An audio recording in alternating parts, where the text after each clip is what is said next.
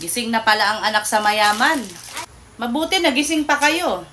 Tanghali na naman ang bangon ninyo. Kaya nababad na naman ang mga mata ninyo. Sa kakasilpo ninyo. Napakasarap talaga ng mga buhay ninyo. Dapat hindi pa kayo gumising. Napakahusay talaga ninyo. Pagkagising ninyo, lalamon na lang kayo. Tapos ngayon, maghahanap na ng kakainin. Kaya nagutom na. Sarap talaga ng buhay ninyo.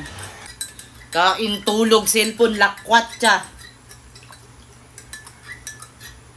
Paghusayan ninyo yung estilo ninyo. Pagkagising, tutunganga. Oh, ba't nagtunganga ka pa? Hindi ka pa kakain? Senyora, kain na. Kaya kawawa ka naman kung magutom ka dyan.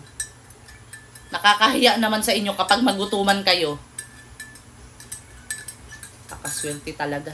Iba talaga kapag anak sa mayayaman.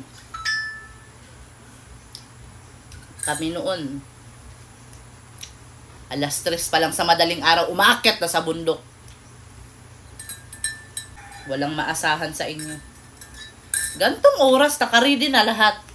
Papasok pa kami sa eskwela. Malilit kami dahil kumikilos muna kami sa mga gawaing bahay.